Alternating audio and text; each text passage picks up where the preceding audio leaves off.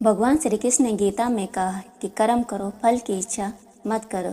इसका मतलब यह नहीं है कि आप काम करते रहो बिना किसी उद्देश्य के, बिना किसी इच्छा के, बिना किसी लक्ष्य के। ऐसे में तो आप में और गधे में कोई अंतर नहीं रह जाएगा। इसका अर्थ है कि आप अपने उद्देश्य को पाने के लिए काम करते रहो। आपको पता है कि आपको सामने उस लक्ष्य तक पहुंचना है और इसके लिए आप अपनी पूरी ताकत लगा दो, परंतु उस लक्ष्य तक आप पहुंचोगे कि नहीं, इसकी चिंता आप छोड़ दो। इसके बारे में मत सोचो। यही जीवन जीने का सही उद्देश्य भी है, केवल कर्म करना जीवन जीने का सकारात्मक तरीका।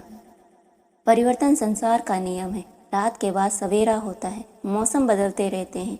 सुख और दुख जीवन के दो पहलू हैं, परंतु सुख में किसी को ना देखना, दुख में अकेले बैठकर रोना, अपने दुख को सीने से लगाना, दूसरों को कोसना और खुद के जीवन को दांव पर लगा देना गलत है।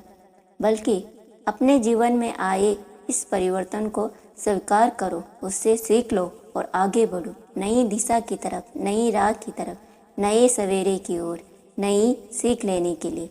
अगर वहीं बैठे रहोगे तो समय से पीछे छूट जाओगे। हम कोई काम ना होने या सफलता ना मिलने पर दूसरों को दोष देते हैं।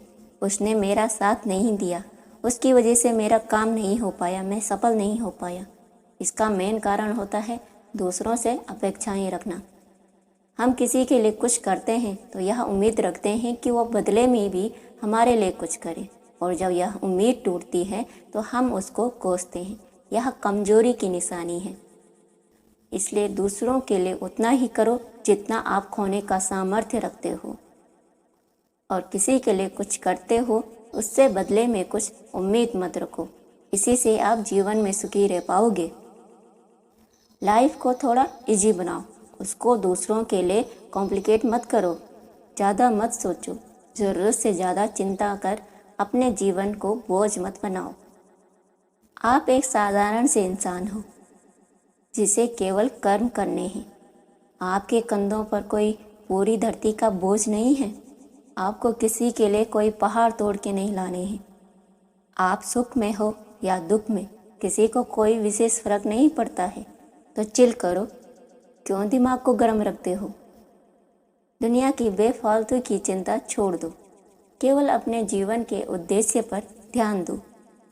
अपने जीवन को लेकर हमेशा पॉजिटिव रहो। कृष्ण कहते हैं कि हमारी सोच से हमारे कर्म और हमारे कर्मों से हमारे जीवन का निर्धारण होता है। हर सिक्के के दो पहलू होते हैं, तो उसी तरह जीवन में घटी हर घटना के भी दो पहलू होते हैं।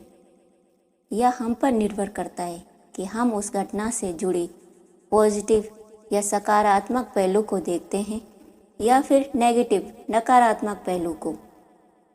जीवन में कुछ भी हो, हमें यह सोचना चाहिए कि उससे हमारे जीवन में क्या अच्छे परिवर्तन हुए।